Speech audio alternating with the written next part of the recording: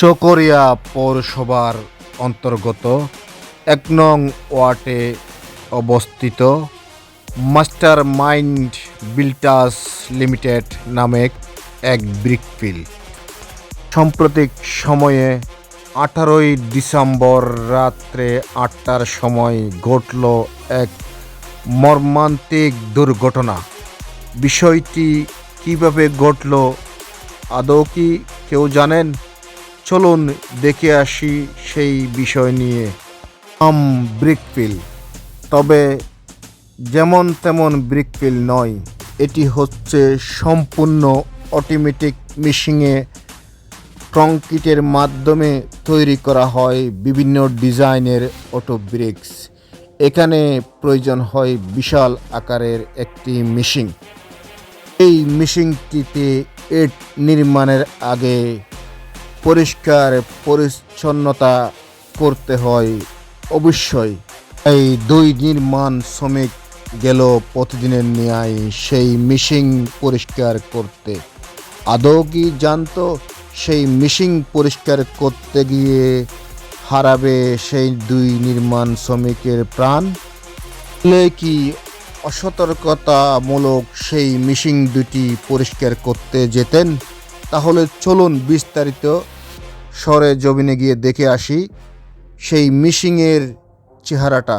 এই হচ্ছে সেই মেশিন, একেবারে উঁচু জায়গায় বসানো, খুব সুন্দর করে।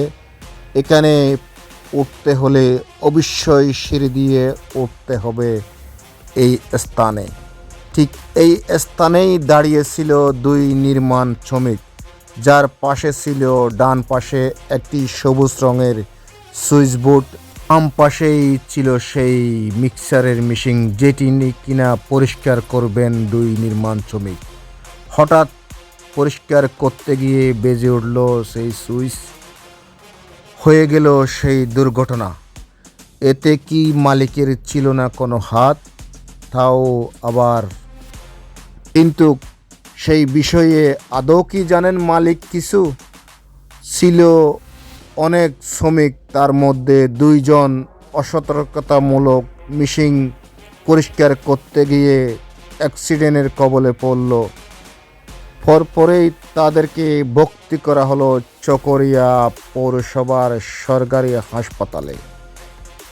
এই কর্মকর্তা চিকিৎসক তাদেরকে মৃত ঘোষণা করেন, যার কারণে মালিক কর্তৃপক্ষ সরাসরি চকরিয়া থানায় যোগাযোগ করে সেই বিষয়টি অবগত করেন। তাই তো মালিকের কি দোষ এখানে? আপনারা হয়তো এতক্ষণে বুঝতে পেরেছেন বিষয়টি। তাহলে কেনই বা লুটপাট হলো সেই অটো ব্রিক্সের অফিস কিংবা আসবাবপত্র আর নগদ টাকা? সেই প্রশ্ন থাকলো আপনাদের মাঝেই। তার চিত্র এখন আপনাদের সামনে। দেখুন দুর্বৃত্তরা ঘটনার পরেই কীভাবে ভাঙচুর চালিয়েছেন সেই অফিস কিংবা অটো ব্রিক্সের আসবাবপত্র। দিকে নির্মাণ শ্রমিকের লাশ নিয়ে ব্যস্ত ছিলেন মালিক পক্ষ। আমি সাদ্দাম হোসেন, এখানে মোটামুটি দেখাশোনা করি সব কিছু। তো ওনারা প্রতিদিন যে এই ব্লক তৈরি করে, কালকেও রীতিমতো ব্লক তৈরি করছে এবং ডিউটি শেষে ওদের যে মেশিন পরিষ্কার করতে হয়, মেশিন পরিষ্কার করতে আসছে। আসার সময় দুজন ঢুকছে, একজন এখানে দাঁড়ানো ছিল বাহিরে। কোথায় দাঁড়ানো ছিল? একজন ব্যাটারি দাঁড়ানো ছিল, একজন পাশে পাশের ভিতরে পায়া তোলা দিয়ে বসছিল, আর একজন ওই পাশে দাঁড়ানো ছিল ভিতরে। তো একজন দুষ্টামি করতেছে, বন্ধু ক্লোজ বন্ধুরা, কিন্তু ফাইজলামি করতে করতে এক পা ঘোরাবো কিনা বা একটু ঘোরাবো কিনা, করে ঘোরা দিব কিনা, চেঞ্জ দিব কিনা, এভাবে করতে করতে মেশিনে দুজনে বসে মজা করতেছে। কিন্তু ইলেকট্রনিক্স বোর্ডটা তো সুইচের মাধ্যমে, অটো সুইচের মাধ্যমে প্রস্তুতি ছিল। অটো সুইচ বলতে চাপ দিলে চালু হবে, অটো চাপ সুইচ দিলে চাপ দিলে চালু হবে। আসল জিনিসটা এইরকম, এটা স্বয়ংক্রিয়ভাবে চালু হওয়ার কি নেই, কোনো অপশন এখানে নেই। আচ্ছা, চালু করলে চালু হবে, বন্ধ করলে বন্ধ। আমরা যেরকম লাইটের সুইচ দিলে লাইট জ্বলে, ফ্যানের সুইচ দিলে ফ্যান ঘুরে। আচ্ছা, তারপর কি হয়েছে বলুন? এরপরে হুট করে একটা ডাক শুনছি, সাথে সাথে বন্ধ হয়ে গেছে মেশিন। তারপরে এটা ওভারলোড সিস্টেম আছে, অতিরিক্ত কোনো বন্ধ হয়ে যাবে। মেশিন বন্ধ হয়ে গেছে এরপরে এদেরকে বাইক করে হাসপাতালে নেওয়া হচ্ছে। চকরিয়া হাসপাতালে প্রেরণ করেছেন, হ্যাঁ হ্যাঁ তৎক্ষণিক ওখানে মৃত্যু ঘোষণা করছে। কর্মরত চিকিৎসকরা মৃত্যু ঘোষণা করছে। মৃত্যু ঘোষণা।